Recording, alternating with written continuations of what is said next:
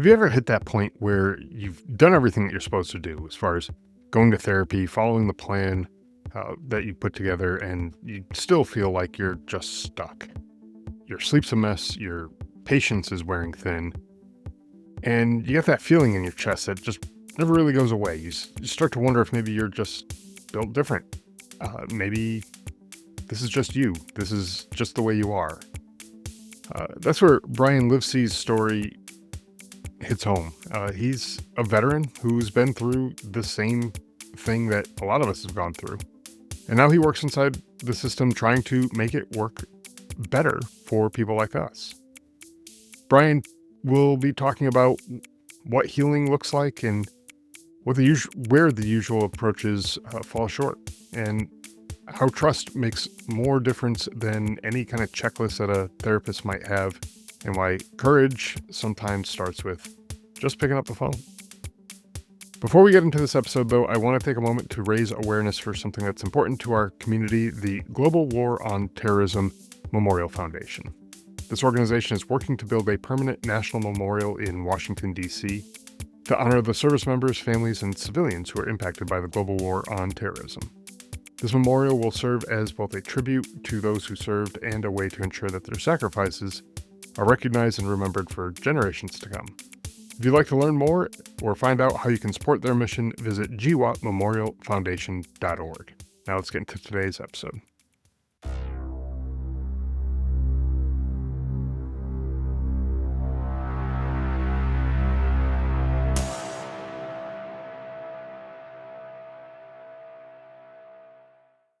Hey, Brian, welcome to the show. I'm really glad to have you here. Looking forward to this conversation.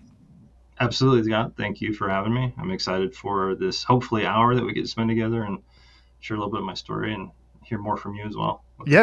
Absolutely. And before we kind of jump into all of that, could you give us and the listeners a little bit of background on who you are and kind of what you're all about?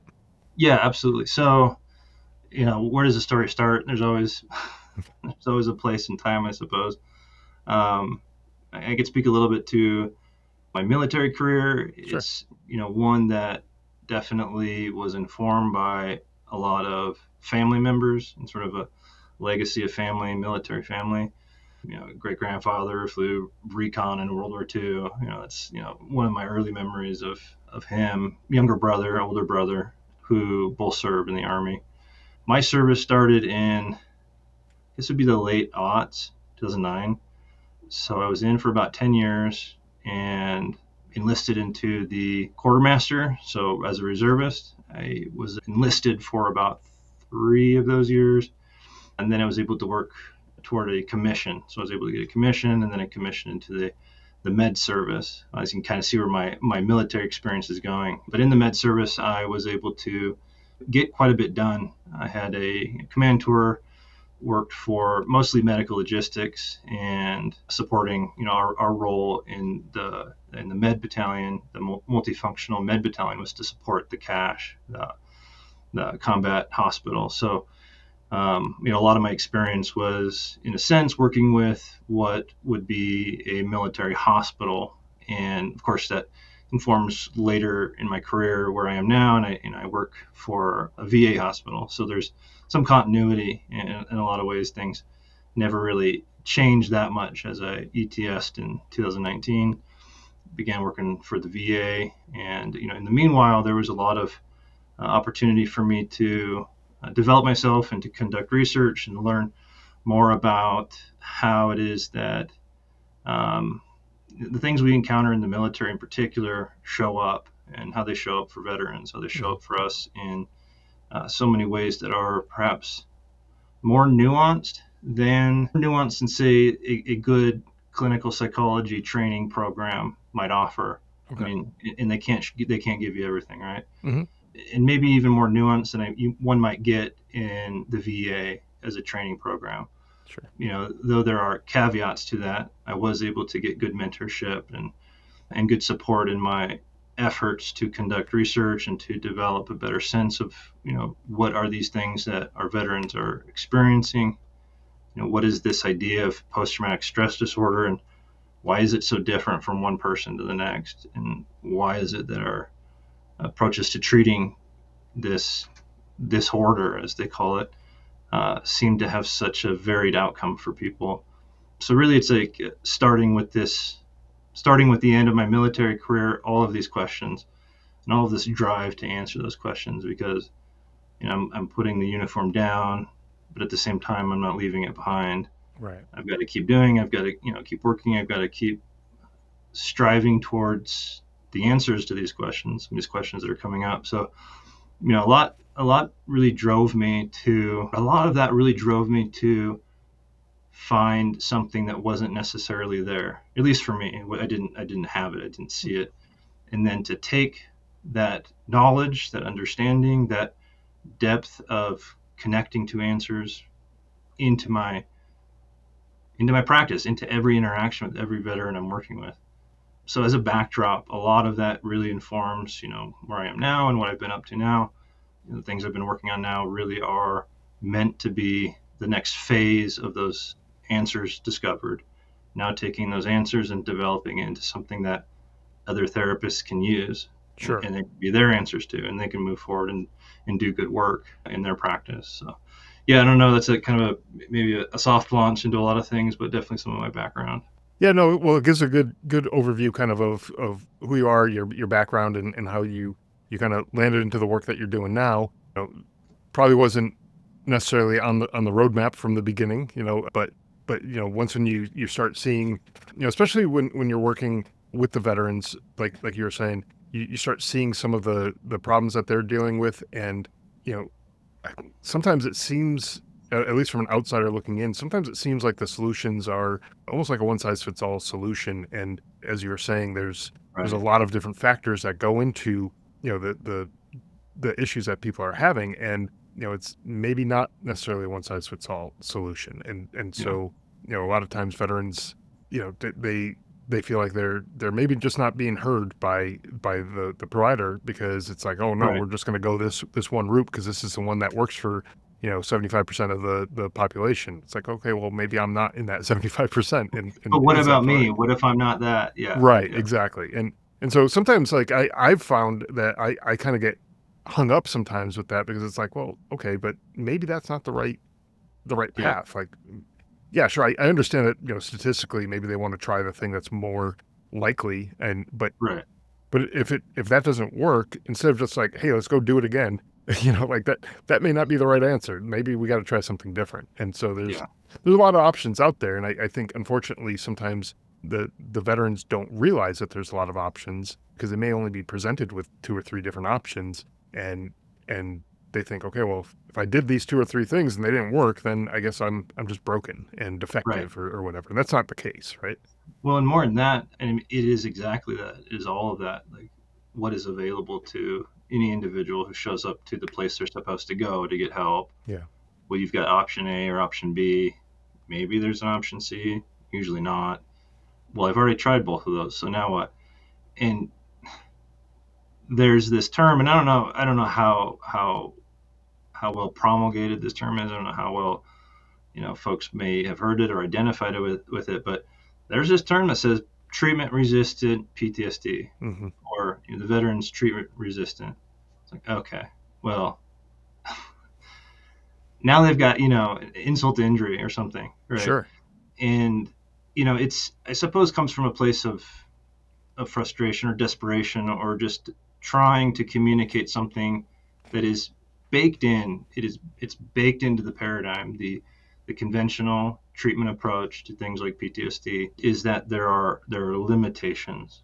If we adhere to something that's a one size fit all, and as you say, I like that idea, or using that idea here, a one size fit all. What if it's someone like me? I've got a big head. Your hat's not going to fit.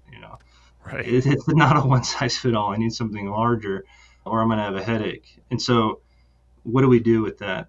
That is getting at, in a lot of ways, getting at some of my early questions in my career. It's like, well, Hmm. okay, well, now what? So I've got this thing that's telling me I'm supposed to do treatment a certain way for folks, and yet I can already tell that this one size fit all is going to necessarily contort this person into something that may be less beneficial than nothing at all, perhaps. Hmm. Maybe that's a big picture idea, the benefit. And if it doesn't work, and then they also come away with this idea that I'm not workable, I'm not Right. fixable, then maybe we have done more harm than good. And so, how do you get something that says, a lot of this falls on the provider too.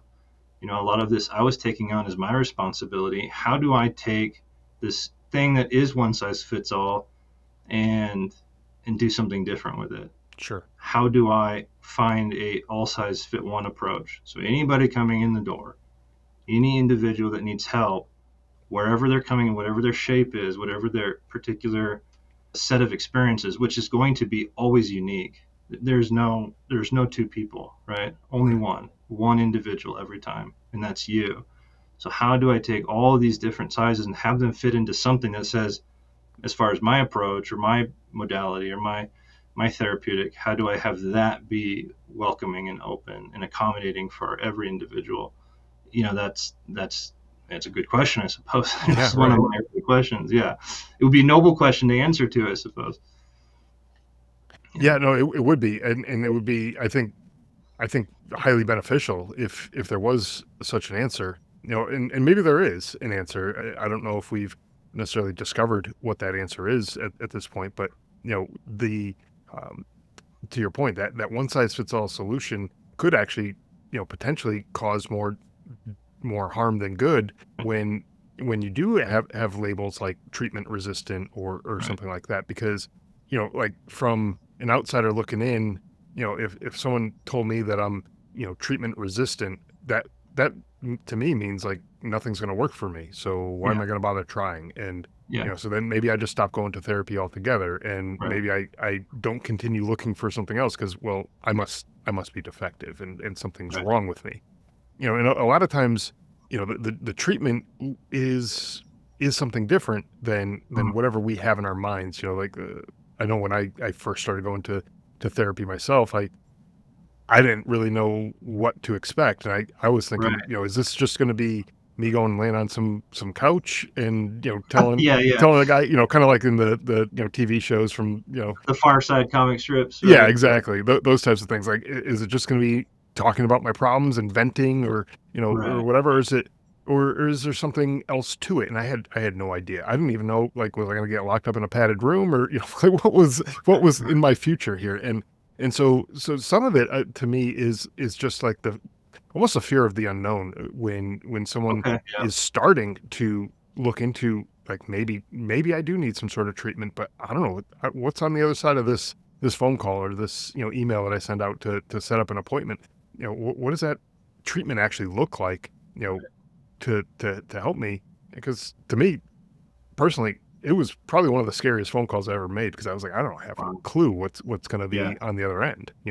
yeah, yeah. I think just holding on to that moment that you share there, that it's it's an immense thing to pick up the phone, to schedule that appointment, Hmm. to send that secure message to your provider and say, I'd like some help for this other thing. Yeah. Moment, and all the unknown is what's packaged in that moment of the immensity, right? Hmm. I don't know what this is going to show me, and I've done a dang good job for however long, however many years, however many decades, of not looking at it. I'm good at not looking at it. Right. I've got, you want to see skills, I'll show you skills at at this particular thing is not looking at it. And now I'm saying, okay, I'm going to go somewhere where I might have to look at some things. I might have to explore some part of my inner world that I've done everything to avoid, to get Hmm. away from, to not explore, to not encounter. And now, I mean, you're just putting layers of and upon layers of unknown, and stacking it all into that moment. And it's like it's an immense moment, And for the folks who do it, I see that in their eyes. That moment of like, you've turned a corner here. Yeah. You made the call. You came into the clinic. You're sitting down for the intake. You're at that point where you're like, all right, I'm gonna do it. We'll see what happens. And Yeah. that's, look, for any service member who gets to that point, like, my heart. This has been my experience. I've got to meet and match that energy. That's my role. That's what Hmm. I got to do. and my heart's in it too, because like, these are my brothers and sisters already, and now they've done this great thing, and it's like, okay, now I got to not get in the way of that. I got to Sure. support that thing. I've got to honor it. And when the tools I have to honor it are like, maybe creating, distance from honoring it. Well, that's been my path. My career is to find a way to continue regardless of what convention might say I need to do, or healing looks like, or disorder should be labeled as. I've Hmm. got to still find the way to honor that effort that these veterans bring in. And if I don't do that, I've already, I'm already not doing it right. Right, I'm already right. not doing it right. Yeah. Yeah, Yeah. and so, from my experience, and I've talked to a lot of other veterans too, like that initial, like that intake take appointment for me anyways, it was kind of like the most nerve-wracking one, because it's like I just didn't know what to expect. And but then once when I got into it and I started talking to the person, I got to know the person a little bit, and we kind of build up that little bit of a rapport. Then we were able to start. I was able to start trusting a little Yeah. bit, and Yeah. allowing myself to open up and share stuff that I didn't really want to talk about, but I knew that I kind of had to unpack some of this stuff. Otherwise, Sure. I wasn't going anywhere as far as the treatment was concerned, right? Yeah. You know? Yeah. And that unpacking is, I find, if like the courage shows up without them trying. I mean, it's like I'm not consciously bringing this courage and all of this, this depth out. It's coming out. Like, it's time. Because I've shown myself the door and I've walked through it and I've sat and I've gotten this far. It's like this need begins to manifest. And Mhm. it is interesting you say trust, because there's a gate, I think, that has to be passed through for let's say, like, the healing process. And it really does, like, that first gate is like, can I be safe with this person? Right. And trust is kind of like that. Can I be can i be safe with this person? Maybe not even a question as stated, but do I feel safe with this person, even though I'm not paying attention to that sense of safety? Is Right. it there? And if it's there, whether you recognize it or not, that becomes the sort of, softening of you know the loosening of all that stuff that's coming out, all that's being unpacked. It's you're popping the lock on it, and that's what allows it to start coming out. And my goodness, it's really amazing how much just those first few steps do. Like, we're not even in the therapy yet, Hmm. and something big and powerful and therapeutic is happening. Like, taking inventory of that for me early on was a step in the direction I need to be taking, which is, we haven't even gotten to the protocol and things are already happening. What Right. does that mean? Right. Something about me that I don't fully understand, something about them that they don't fully understand, is already getting this process of healing going, and we haven't even gotten to the protocol. So the human nature is showing healing already. Perhaps maybe that's something to be thinking about, or maybe even more specifically is, this individual has what they need for this healing process. Like, they've already got it. Like, Right. look how far we're getting already. It's like, okay, well, what's next? What's the next step? Sure. That's where the question comes from. Sure. What do I do? What do I do to not despoil this, or to spoil this natural process that's happening here? And so, kind of maybe go into what are some of those next steps, and Yeah. maybe talk about some of, like, what what the treatment options actually look like, because again, there are several options that are available to Right. veterans. And you might go in just thinking, okay, I need therapy, kind of as a generic general term, but Right. there's specifics in terms of like what the actual program is that you're going through, something That's like right. a prolonged exposure or EMDR or Right. Cognitive CBT. processing Yeah, therapy. Yeah. all Yeah. those Those are things. Yeah. those are kind of the big ones. And for the veteran, the service member, we don't know that before we make the call. Mhm. It's unlikely. Maybe we've heard, or we might recognize it, but we're not aware of what that modality of treatment is. Right. So that's waiting on the far end, and you're going to encounter that at some point. But what the veteran is experiencing is like, okay, things aren't working, and they're not working with my sleep. And they're not working with my relationships. They're not working with my sense of like being effective at work. Right. You know, all these things are showing up. I feel like I can't connect to people. I'm angry all the time. I'm jumpy all the time. I cannot focus on the important things. It's just my focus is everywhere else. This is the experience. And then beyond that is the experience of all the ways that we try to solve those problems for ourselves. Well, I'll isolate more. I'll work more. I'll stay more busy. You know, Yeah. if I'm busy enough, I don't experience that. If I just don't come home, if the kids are in bed already before work ends, then nothing. These are the solutions that we reach for. Drinking. I mean, what a great way to knock a bunch of experience out that's happening in the moment. It works. It's effective. It's a solution. Why not? I got nothing else. And at some point, those solutions stop working for us too. And Yeah. maybe they never did, but we recognize like, now I've created more problems. So this is where they're coming from. This is what we start with before we even say, I got to make the call. You're right. So you're heading in and it's like, okay, this is it. This is everything. This is what I'm showing up with. And you get these options. Well, this has been my experience is that what folks are showing up with seems to be, well, it is in all cases very complicated, very complex. It is oftentimes not the fact that they've experienced some, threat to life sort of critical event from which all of these sort of symptoms show up.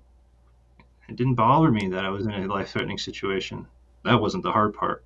I've heard that so many times. Mm-hmm. Well, there are treatments that are designed for these sort of threat to life reactions.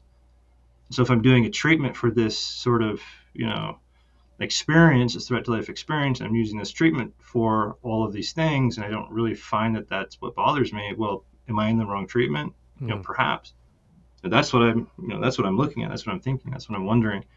Um, if I have experienced something in my, my time in country where there were these events, there was these circumstances that we might take a bit of a detour here, Scott, but Sure. or maybe I'll put a pin in it. But here's a road sign that the things that I experienced while I was in, they violated something that I find to be of the utmost importance, like this moral code within me. Mm-hmm. But the thing that I had to do, or the thing that I couldn't do, resulted in something that meant I had betrayed something within me. Yeah. And I betrayed something that I should have been in the world in that moment or those moments. The experiences could be just, having some betrayal sort of befall upon them, the way command might have treated them. We saw it a lot with our Vietnam veterans. So Mm-hmm. I'm getting at this idea of moral injury, and I think I want to come back to this. Sure. But when that's your experience and you're showing up for therapy, and the modality is saying, well, we want you to think about your trauma this way, that your thoughts and your thinking about what went wrong needs to be changed. They're distorted how you're thinking about it. That prescribed killing that you had to engage with in those settings, you need to think about it differently, and then the pain will go away. Okay. There's a fundamental problem in that, though, when I'm not thinking about it incorrectly. I'm actually thinking about it exactly the way it happened and exactly the way it affected me. Mm-hmm. I'm thinking about it the right way. That is where the pain is coming from. And so any sort of intervention that says you need to think about that differently, we need to do some cognitive restructuring for that moral pain. Well, that's going to land flat, or it's going to fall short, or it's going to position the veteran in such a way that they have to, like I said earlier, they have to contort into that one size fits all approach. Yeah. Other therapies are working toward identifying and isolating just aspects or components of that very broad range of what it means to be an experience of trauma and all of the critical components of that experience, and that as they manifest as different symptoms, bodily symptoms, emotion symptoms, thought symptoms, all the behaviors. There are a bunch of different things, a bunch of different dimensions here. And some interventions will really just sort of target a component of that and really try to knock it out. And like, well, we got those symptoms down, so we're good. We have clinically significant change or abatement in a symptom profile. I mean, what about everything else? Sure. What are we doing with the rest of the person? So, despite our best efforts, we still fall short. That's been my experience. Despite our best, research, our best sort of therapeutic technology, there's something that doesn't seem to be enough. And yet, I'll say this. Okay, pause, time out. And yet, as I describe some of the limitations of these different approaches, veterans find a way to get better. Veterans find a way to engage with their therapists, with these modalities, and to come out on the other side healthier, stronger, more who they are, more accessible to the people who matter to them, and more capable of that growth and that, Hmm. heading in the directions that they want to head in their life. So we get back to, for me, this is my analysis.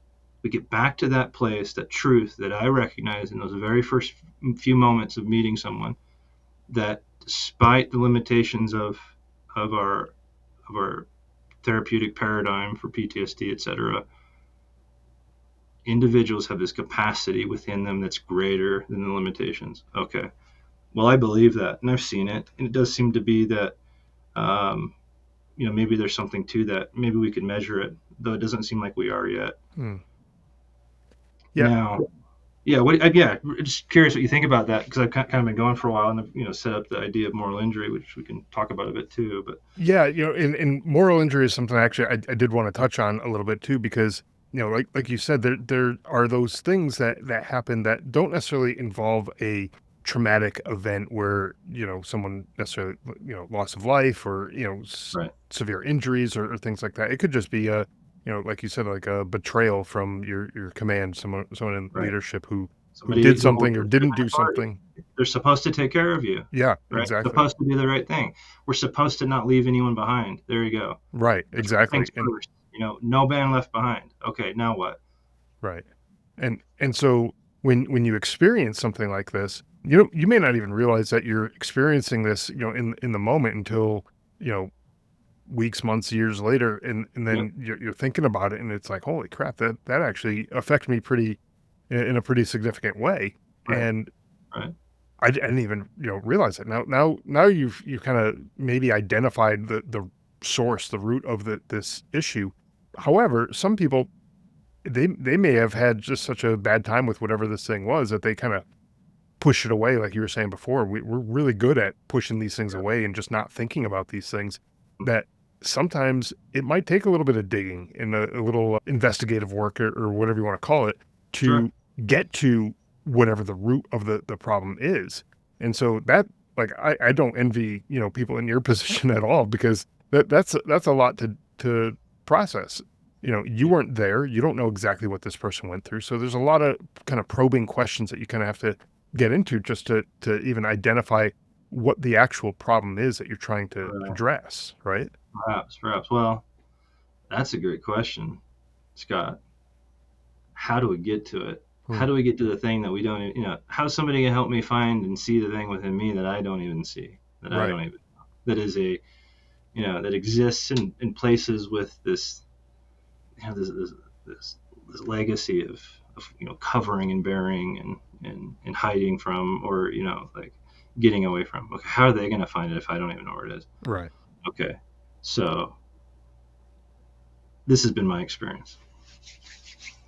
We go back to this concept that I'm trying to set up, because I think there's a real big truism in this, is that the the person who's sitting in front of me has something within them that is incredibly, it's big, it's powerful, it's huge. It's the immensity of what an individual can do is, it never doesn't blow me away. And like, I mean that like as an understatement. Okay, but what does that mean when they're in the thick of it? Not much yet. So I believe that to be true. Maybe they haven't realized it yet. Where I'm going when I'm working with somebody is, I'm looking for first how it is that these things that they've buried in their life are still showing up. Okay. Now, why do they still show up? Well, I think that the bigness, the greatness, the capacity within an individual is sort of forcing and I use this word signal, forces this signal through. And it shows up in so many different ways that might not be obvious to the veterans I'm working with. But I'll draw attention to it. Mm-hmm. Sometimes it's like, low hanging fruit examples are like, I have these nightmares. Oh, that's interesting. What are the nightmares about? Well, it's always something different, but there's a theme here. Or it's always the same nightmare. Or I don't remember them, but I wake up and this is what it's like. Interesting. So here, my analysis or my sense is that we've got a signal, a very strong, powerful signal, one that's not going to be ignored because it woke you up, at 2:30 and 4:30 and, every night before. But it's sending the signal as a message to say there's something within you that needs to be addressed. It is here and it is not going away. That signal shows up in the conversation turned argument that turns into this overreaction that I have, this anger that shows and spills out that just doesn't fit the situation. Okay, there's a signal there. These patterns, these themes in life that just don't seem to work for me. They keep showing up. I keep finding myself in these compromised situations. There's signals in all of this. As people tell their stories, their signals begin to peek through, Mm-hmm. begin to come out in sometimes very obvious ways and sometimes very subtle ways. Sometimes it's the way that the conversation turns and steers, and there's a moment of like depth or like emotion or power or impact beneath the word. And as I say that, you might even kind of get a sense of what I mean. Like when you're talking to folks and there's something deeper or heavier, our kids sort of betray this often, little ones that, when they've done something wrong or something because it's in their voice, whatever Right. that means. Well, how is it that we notice it? Well, we're great communicators. We communicate a lot to each other, and it's not just in our words. We have this whole system of sensing and feeling and emoting and expressing all of the things that are going on within us. We communicate that. So I'm sitting here, the therapist, I'm communicating things to my veterans, but they're communicating things to me. And I'll pick up on something. Hey, there's something there that has depth. I wonder if we can go back to it. Spend a little bit of time. You said that word. I think you felt something too. Now I'll just ask you not to say what it is, but just notice it. Like you're noticing something on the inside. Yeah. Like there's a feeling, there's a sensation. So that's where we begin. And that's this idea of probing was really just sort of that. It starts there. It's to notice these small little signals as they pop up. That's kind of my job. Okay, so that's kind of easy so far for me. Mm-hmm. All I'm doing is paying attention and listening and kind of being anchored in my own self, in my own nervous system. I feel safe. They feel safe with me. I feel safe with them. We're getting them to the point where they feel safe with themselves too. And as this difficult stuff sort of seeps through and pops up, we go and we explore it as an experience. And we work through that exploration in this iterative way. And in so doing, there's more and more to be discovered. So the probing is like, no, it's kind of like finding that, that one little strand of the Christmas lights sort of beginning to kind of untangle, right? Right. It's like, the answer's here. It's just going to be some effort. I've got the end of the Christmas light, so I know at least that much. So now we're going to work our way through this. Yeah, what do you think about all that so Yeah. far? Yeah. It's actually interesting that you use Christmas lights as an example, because I've actually used Christmas lights as kind of an analogy of kind of how we pack stuff away. We Oh, yeah. and we put it away, but it's still there. Like, after Christmas, you take all the lights down, you pack them up in a box or whatever, you put them in a closet, in the garage, the attic, wherever it is that you put them. They're out of sight, they're out of mind, but they're there. They'll be Right. there again next Christmas, so you can take them out of the box and you can put them up Yep. and do with it what you will. But imagine for a second that you forgot to unplug one of the strands of lights, and you still put it in the box, and it ended up in the closet, and Yeah. there's just like a faint glow coming out of the closet. So Right. it's there, Right. but it's not like top of mind, and it's enough of a glow that it keeps you up at night. It's enough Yeah. of a glow that it's just a little bit of an annoyance. It's always present. It's always there, and Yeah. and you want to just shut the damn thing off, but you Yeah. just don't know how Throw a because blanket over it, or maybe yeah, you're maybe tripping on shine a light at the door to drown out that light. right, Create more light. Like, all right. these solutions, right? Yeah. Right, and none of them are particularly helpful, because you're not addressing the root cause of it. Of Yeah. let's Yeah. just go and unplug those lights, and so that way it's not being an issue anymore. But you really have to you know go into that box and say, okay, what's even glowing? What is that thing? And you have to Mhm. kind of unpack because maybe you have a wreath in there, and then the lights, and then you have Yeah. other things that might light up, and you don't know necessarily which one it is, but you got to go through and you got to dig through that box to figure out what specifically is causing this annoyance, this problem that you're Right. dealing with. And so I think that's kind of like what you were talking about is just kind of unraveling that thread and that strand to figure out where it's all coming from. And you know, like we were saying before, oftentimes we don't even know where it's necessarily coming from. There could be a Right. multitude of reasons why we might be feeling the way we're feeling or dealing with things.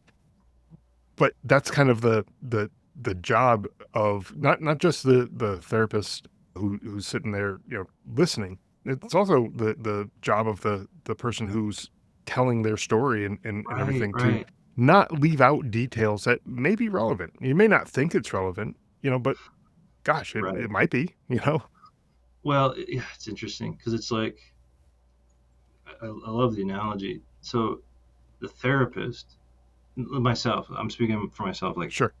I can't know what that looks like, what that pack job is, what's where, and how much of it's I can't know. And even if I got the story, even if I got the description, so I'm outside, in the living room, and they're shouting down, from the garage and saying, "This is what it looks like." I Hmm. still have no idea. Maybe a little bit more of one. Sure. Okay. Well, if that's a fact, then that's a fact, right? Then, like you say, it actually becomes something that the veteran would have to do. Okay. Okay. So the veteran's got a big task. Hmm. Okay.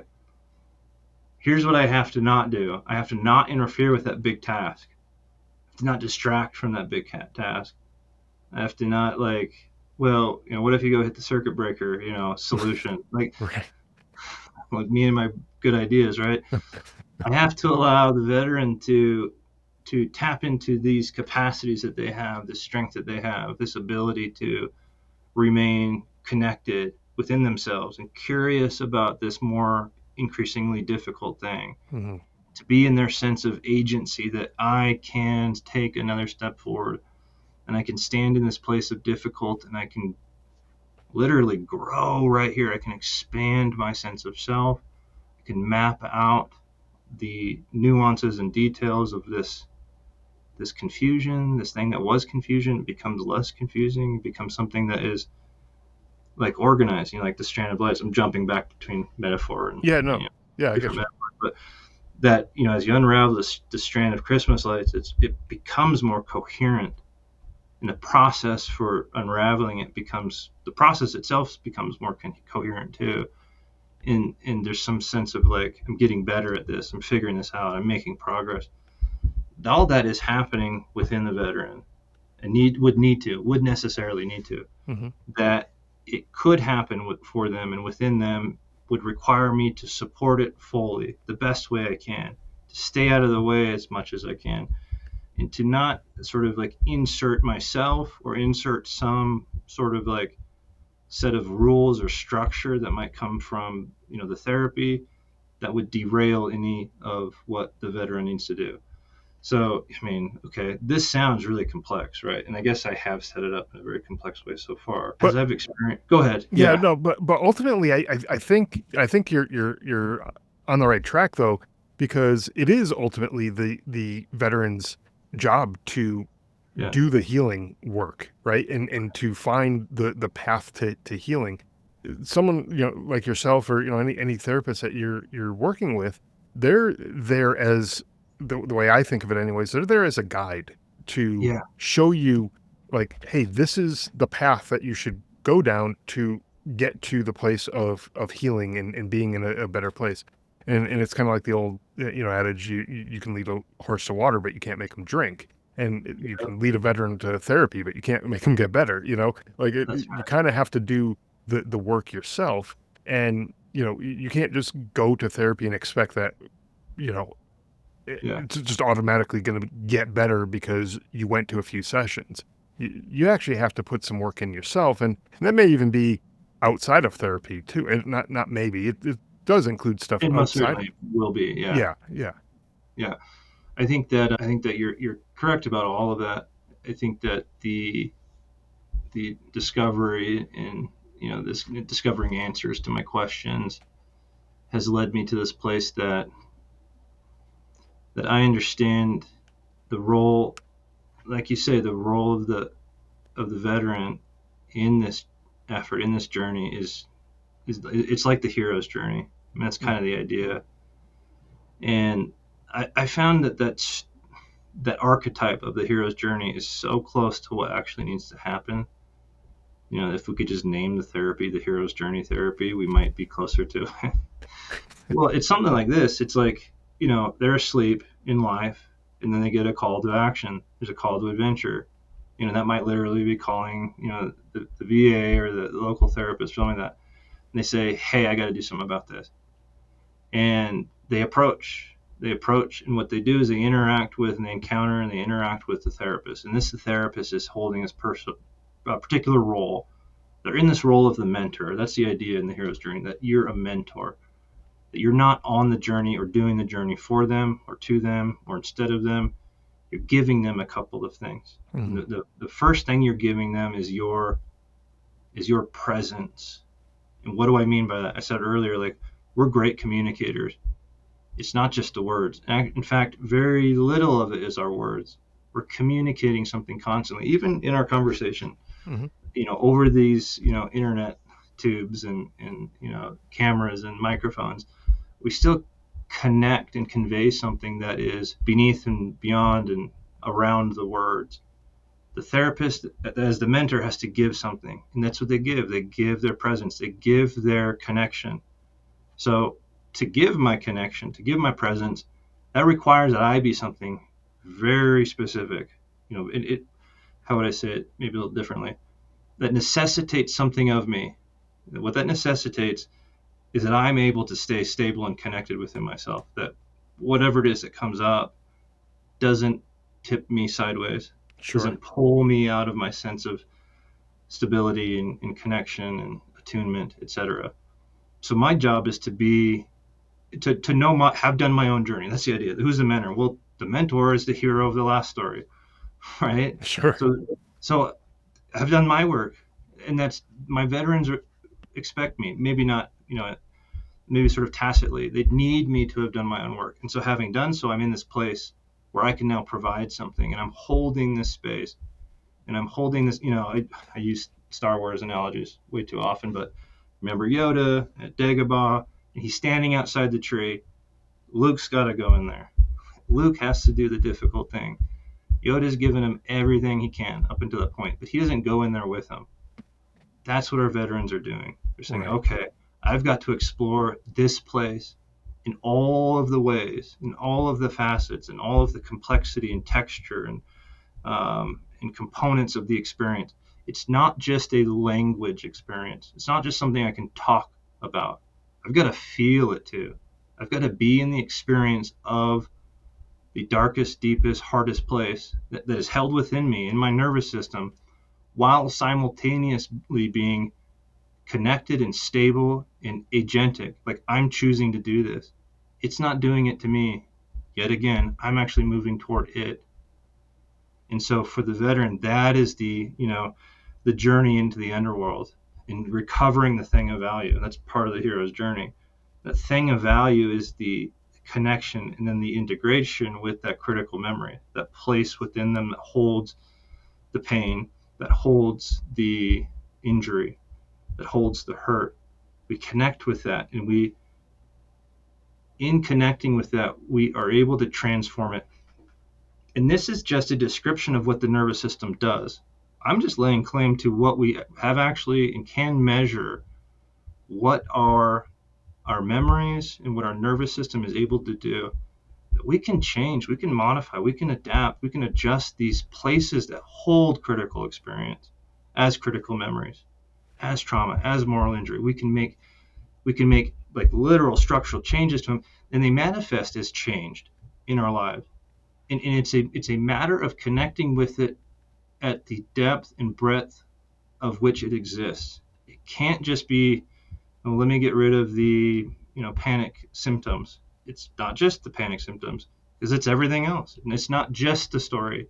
It's all the feelings too. We got to get to all of it. Yeah. So that's what the hero is doing in the underworld. He's getting all of that thing of value, and he's bringing it back to the people who matter most.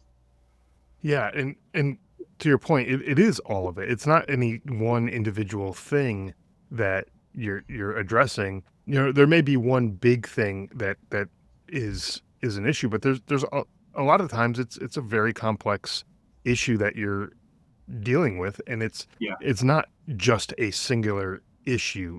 It's many things that get piled on top of each other Right. over the course of years. And it may, yeah, sure, there may be some combat related trauma that took place, but there also may be stuff from years ago, from pre-military that, Usually is, Scott. sure, Usually the things we experience in the military, and it's not a rule, but so often the things that we encounter in these high stakes situations, they it's like they configure in such a way that they attach to things that are already there. And like that's what makes them, that's what gives them that stability, to become like PTSD type yeah, events. yeah, And it's like what folks are exploring when they're really exploring, and they're not kind of like in this sort of pseudo structure of how it should be done, when they're really exploring it for how it is, because they're the explorer and they determine where and how it is. Like the things they tap into are often, they go right past, and it includes everything during deployment. They go right past, and they're that place where they're 5 years old or 3 years old or right. 11 years old. And that's part of the story too. That's part of what gets recovered too. It's Yeah. all of it. Yeah. Yeah. And when you're starting off, if you're building a house and you have a crappy foundation, the house is going to be all that sturdy. It's going to be, lopsided maybe, or it's, eventually going to fall over and, whatever, because it's just not a good, stable foundation. And so if you're piling on traumas on top of a not so steady foundation, to Mm-hmm. begin with, you can't exactly expect great results coming from all of that. And so, dealing with some of that stuff first, or maybe in conjunction with the rest of it, I'm not sure the, order of operations there, but, what in dealing with that and not ignoring those other things is probably just as important as dealing with the PTSD. But I Mm-hmm. feel like, from a veteran's perspective, if I'm going to go talk to the VA, well, it's got to be about PTSD, or it's got to be about, combat, or, the traumas that I experienced while I was deployed, and, those Mm-hmm. types of things. Otherwise, they're not going to want to hear it, and they're not going to care, and, stuff like that. And if Right. that's the attitude that a veteran has going into it, then Right. they're likely not going to even bring up some of the other things, and Yeah. and Yeah. not end up getting the full kind of more holistic treatment that they actually need, right? Yeah. Yeah. I think that's is sort of like it's kind of baked into the system, this message that when you come here it's for these things, and so you got Yeah, to present as though these are the things that are all the problem. And it's like, maybe that's not the case. sure. Can we, I work with a lot of like awesome professionals, and it's these individuals who are able to, these therapists who are able to see all of that is necessary and make the adjustment to invite the veteran to open up and to move beyond what might be, conceptualized as the thing we're supposed to be talking about or working on. And that's really my encouragement to providers out there, and then also to the veterans who are encountering, like, ask your provider like what their approach is. What would your approach be if there was things that came up from when I was before the military, but it's all kind of related. Be specific. Ask your provider, ask your therapist, like, what is it that's really important in the work that we do, and how would you respond, and how would we address these things, how would we approach these things in therapy. Be curious, put them on the spot, do it. I know they have an answer because they've thought about this too. They've encountered this too, and Sure. you're not the first to ask. And so I really think veterans who are approaching this, especially for the first time, who feel that, like you described earlier, that sense of like, oh my gosh, I don't know what to even possibly expect.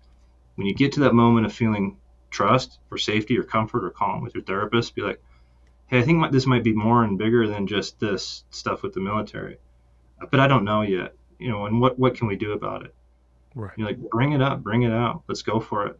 And Yeah. that's my encouragement. Yeah, No, absolutely. And it won't hurt to bring up these other, these other situations or the other things that you might be dealing with. And I'm if you haven't guessed by now or caught on by now, I'm big on analogies and trying to make yeah, connections, visual, like real life examples that we can kind of paint a picture of what's going on. And I feel like a lot of times all the crap that we deal with in life just gets kind of thrown in a rucksack, if you will. And you just keep throwing these things in, and at some point that rucksack's going to get way too heavy to carry, and right, at that point, that unfortunately, that's a lot of times when people decide, hey, I need to go get some help, and so right, now it's not just dealing with that last straw that broke the camel's back. It's now dealing with everything that's inside of that rucksack, and that could be a lot of stuff. It could be years, decades worth of stuff right. that's in there, and you got to start unpacking that and pulling that stuff out, and it probably stinks because it's been in there for years. Yeah. But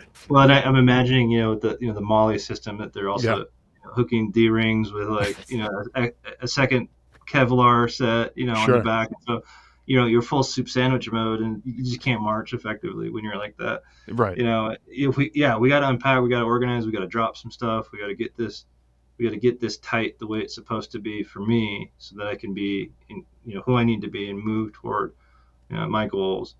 Yeah, and it's a big ask. It's a big task. hmm There's part of my message is not just for veterans, but oftentimes this gets conveyed through my veterans.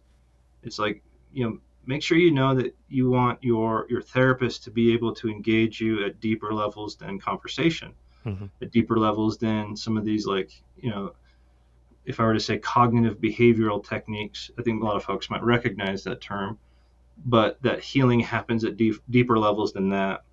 That cognitive restructuring isn't enough, because our nervous system is more than just our ability to be sort of logical and sophisticated and language based. We have this meaning making system that we don't even understand, but it works for us constantly. It's how we know if we trust somebody before we've even really gotten to know them.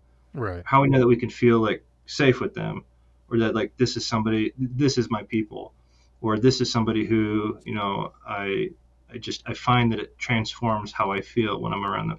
What is that? We have a system that's bigger, that's greater, and it needs its attention. Those parts of us need attention and exploration and therapy too. So I right, need a therapist. Hey, what's your process? What's your approach? Do you do anything that's experiential? Do you do any experiential therapy? That's what critical memory integration is, this therapy that we haven't really gotten too much, and that's fine, because the things that are true about CMI, about critical memory integration, they're true everywhere that they're found. And so for veterans to say, like, I'd also like my therapist to know something about, experiential techniques or experiential therapy, ask your therapist about it. Like, good therapists, and I'm maybe guilty of this too much, if I hear something I don't know about, I'll go and I'll research it, and I'll come back with something. I'll come back like, hey, I actually think I can modify some stuff I already like to do, and it's not that much. And we're now digging into something that's greater and deeper and more. We're getting into the whole box with all the Christmas light. We're getting into right. everything that we need to now. Yeah, no, and I did want to get a chance to mention the critical memory integration Sure. and kind Yeah. of talk just a little bit about that. But one of the things that you mentioned though before we get into that, you said there's a piece of it that's dealing with the cognitive side, the logical side of Right. things, and telling yourself that you're not a terrible person because X happened to you or whatever. And I think a lot of people can wrap their head around it, that type of stuff logically. I know for me, I can wrap my head around some of these concepts logically. But Right. there was a show I was watching a few months ago, and what the show is doesn't matter. But the character in the show, he as a kid he was dyslexic, and even Mm-hmm. still as an adult, and the belief that was instilled in him is that he was slow, he was stupid, he just he was lazy. All of those Right. things were those things that were told to him and became beliefs of Right. his of himself. And someone said to him, it's like, that's not true. And he goes, yeah, but there's a difference between knowing and believing. And Yeah. and so, Yeah. a lot of times you might know that all of these things are true. Stuff that your therapist might tell you, that, you're not a bad person because XYZ, Right. whatever. But there's still that inner belief that is, Yeah. to me, that's the thing that needs to get addressed. And that's the thing that's Yeah. really hard to kind of break through. And, Yeah. and, and so, you know, dealing with that anyways, I kind of went off on a tangent there, but No, I like that. I just want to just touch on that for a second, yeah, Scott, if you don't mind. Like, there's a profound difference between these parts of us. We've got a system of for knowing. It's very useful. It holds facts. It can manipulate facts. It can update facts very quickly. Like, there's like a, not to get too far away from stuff, but like, what a banana is. Your brain's got brings it up right away. Well, recently, like, one of these AI systems came up with a new photo generator that's called Banana. Also, I think it's like Nano Banana or something. okay, Whatever the case may be, my brain very quickly made space for Banana also defining this AI system. Just like that. sure, How easy that was to update. Well, that's nice. That's convenient. Well, why can't trauma treatment be so easy? Well, you right, just tell me the facts, and then I learn the facts, and then that heals everything. Well, because there's also a profound disagreement at times between what we know is true and what we believe, like what our body knows, what our emotion system knows, what these survival systems know. They know better. Trust me, they actually know better. When it comes to meaning, when it comes to what we are for the most of the parts and the times of our lives, these systems know better. And we need to privilege these systems. We need to engage and encounter these systems. We can't just have a Socratic process to healing. We can't do that. right, That might be useful if my trauma is related to misunderstanding what words mean. There's no diagnosis for that per se, but that would be a useful intervention for not knowing what things mean, right. And not knowing how to make meaning, not knowing how to place myself in the world and who I am in this, not having a clear sense of like, am I safe? Am I safe for others? There's a system that is like so profoundly deep that belief only begins to allude to it. And we've got to interact with that part of us. That's the journey to the underworld. yeah, yeah, Yeah. and to your point, like, you know, back when I was growing up, and probably you too, when if someone said Amazon to you, that was something that was Perfect. that That's was perfect. in South America only, and like it Yeah, yeah, wasn't yeah, it wasn't a e-commerce site, that wasn't even a thing back yeah. then. But It wouldn't now, show. It wasn't what showed up to my door front every day. As right, boxes at a time. Yeah, yeah, it didn't exactly. have No, those. I'm going to use that, Scott. That's a better analogy. Yeah, It remember is, the '80s? but Yeah, to your point, when yeah, someone introduced the concept that, hey, there's a company out there now called Amazon, right. I could go to the website, I could type in Amazon.com, and now I Right. can see it, and it's there, and that's proof that it's there, and it Yeah, regardless of what my previous beliefs were, that right. Amazon was only, what we previously knew it as, I now know for a fact that it's also something else. And so, to Right. that banana point that you're using, it can be two separate things, and all I have to do is just, seeing is believing. All I have to do is just see it. Yeah. But with these other beliefs that we have about ourselves, there's no website I can go to that will show me that, yes, this is a truth. This is a thing that I automatically am just going to believe because I Right. now see it, right? So it's No, it's a no, lot more difficult.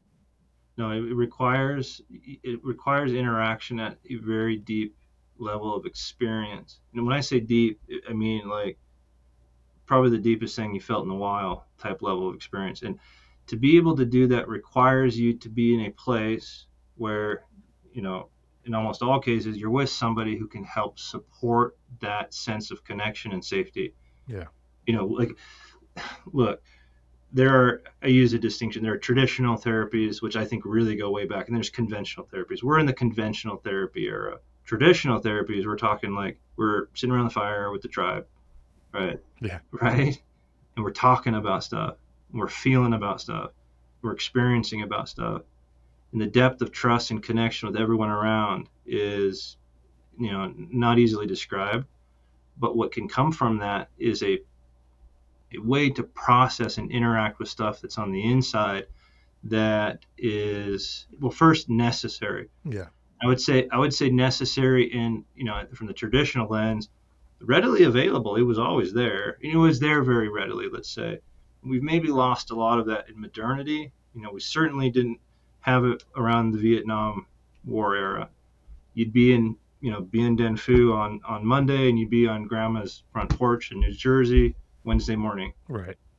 It was never like that. Coming back from war took time, and you were with your battle buddies on the ships sailing over the Atlantic, marching back, across, wherever wars used to be. Hmm. We had a process for getting to these deep places of experience and connection with people we were safe with. And, the therapeutic, you know, paradigm now is meant to maybe bring us back to that, or should. That's what I advocate for. And for the veterans who maybe are hearing my voice now, is to go into the therapeutic relationship asking of that too. Yeah. I mean, our therapists are not perfect people, but many of them will try. If you say, "Hey, I'm hoping for something more like experiential. Do you know any experiential techniques? Could you look any up, or could we do anything like that?" You know, identify and recognize it as something that's important, Hmm. and then convey that sense of importance to your therapist. And I advocate for that. I encourage it. Yeah, absolutely. Now, we briefly mentioned it before. Before we wrap up, I do want to give you a chance to talk a little bit about the critical memory integration, kind of Sure. what that is, and that was kind of a new thing to me. Kind of looking into it a little bit seemed kind of Yeah. interesting, maybe innovative, and wanted to at least let you talk a little bit about that, so that folks who are listening know that there is this option out there that Yeah. they can maybe investigate a little bit further. Definitely investigate it. So there'll probably be links, as Yeah. there usually are. So folks might check those out. So I'll try not to remember what the links are, or www, and all Yeah. that. Yeah. So go to the links, but yeah, look into it. Look deeper into it. And I'll say something right out of the gate on this one, Scott, is that I've been actually alluding to a lot of this stuff all along. Okay. So a lot of what I've been saying is at the heart and soul of critical memory integration. But let's talk about it for a bit. So this is a modality that I've been working on indirectly or directly for a long time. It sort of coalesced into its current form and current name as critical memory integration over the last 3 years or so. But this has been an effort from the developers for accumulation of decades of work, of clinical practice, that sort of thing. So a lot has gone into this. While it does appear new, there's a legacy around this particular therapy. And what we hope to do in critical memory integration is to begin with a therapist who's in this place and position of holding for the veteran this place where things can be explored. I use the analogy of, like, the baby bear falls into the water. We're talking polar bears now. And mama bear dives into the water, comes up around baby bear, who's all freaked out, all splashing around and uncoordinated. And mama bear just holds the space, two big bear paws on the ice shelf. And because of that, the baby bear is able to calm down and begin to coordinate and be able to figure things out. So that's the therapist's role, to not push baby bear up out of the water, to not keep them away from the edge, but to be there stable and consistent and calm. So that's the therapist's role. And that's where we start in CMI. Is helping therapists get to that place where they can be everything they need to be. And then from there, the therapist is providing this process that goes, and it begins with this kind of invitational stance. At all times, the therapist is extending their curiosity to the client, to the veteran, to say, "Hey, can we explore this first thing, followed by this next thing, this next thing, this next thing?" And at all times, it's never what the therapist suggests or requires or thinks should be explored. It's always this: what do you notice there? Anger. Can we spend time with this? Can we explore this? Can we dive into the depths of anger as an experience, expand it as an experience, know every facet, every texture, every component of this anger, and then let it ebb and flow away. And then we move on to the next thing: betrayal, isolation, empty. And then it goes on and on. And they're moving through experience. The therapist being able to use this process of invitation to, think of those Christmas lights, unravel, unravel. And as they do, it becomes more coordinated, this unraveling, that they get closer to this bigger piece, this bigger knot that we call the critical memory. And that's where the critical memory idea is, that we're working through the components of the critical memory until we get to the very core and the very center of it. Then we engage with this critical memory using a connective experience. Again, where the therapist is providing this place of invitation, the stance of support, and this capacity to hold the space while the veteran is doing all the work, doing all the connecting, doing all the exploring, being in this place of feeling all of the pain, all of the hard, all of the difficult, all of the suffering, while also being in this place of feeling connected and being agentic. I am doing this now. I'm fluent in all of these feelings. I can feel them all and it doesn't destabilize me. Being in those places simultaneously defines this capacity to integrate and to update something that has yet to be updated, that's been lingering and waiting for its opportunity to integrate. And so we reinforce that process as well. When that happens, let's explore. What did you just do? What does that mean about you? Mm-hmm. Did you know that you had all that within you and that greatness to connect to it? Did you have any idea? I mean, I did before you got here, and I didn't want to spoil the ending for you, but you did, and you did it, and you got there, and you made it happen. That's my experience over and over again. So critical memory, there's a simplicity and an elegance to it, though the way in which it can function is that all sizes, all veterans, all individuals, all people fit one, that's been replicated over and over and over again. So we found a way to get out of the way and to be just where we need to be as a therapist. We found a way to maximize what the client, what the veteran can do, which is they bring their capacities, their greatness that shows up on day one and was there all along. They amplify that, and nothing gets in their way. There's no sort of artificial structure that might curtail that or redirect that greatness. So that's what critical memory integration wants to do. In a very low resolution description, that's what we're trying to do. Sure. And then we work on that. We iterate on that. We come back and what's next? What's the next box with Christmas lights that need to be, untangled? Yeah. Well, right. And to you just kind of build off that analogy, that box might be full of lots of stuff, and you might need to pull out lots of individual strands of light that need to be untangled and kind of, cleaned up and sorted out. And, you're not necessarily, to your point, you're not necessarily the one who is doing the sorting. You're just kind of facilitating, okay, what's that next thing that we need to take out of this box? And, there might be some things that are in that box that don't really need to come out right now. Maybe there's some bigger knots, that might be more pressing, and maybe we focus on those first. And so you're kind of acting as a tour guide of the mind, if you will, where you're. It is like a tour guide from afar. It's interesting is the veteran has the path, and it reveals itself as they continue to advance. Right. And what has always been the case in my experience is that they explore what they need to for today. I'm never pushing them further. I'm never moving them in a different direction. What reveals itself is what's needed. There's something about the intuition of this place within us where the belief systems are seated. Mm-hmm. There's something about what that part of us, the wisdom that's there, and when we tap into it, what's revealed and what can be integrated is what's needed, and it's not more than can be tolerated. It's such a fascinating thing. There's also another thing that's kind of a phenomena of the human experience, which is our bodies, our tissues want to organize. They want to be efficient. We go into outer space and we lose all our bone density, right? Not that I've been, but I hear about it, right? Mm-hmm. Or, you don't work out for a while and you lose all the muscle. We want to be efficient. Our bodies want to do that. Our body's very, very good at organizing things.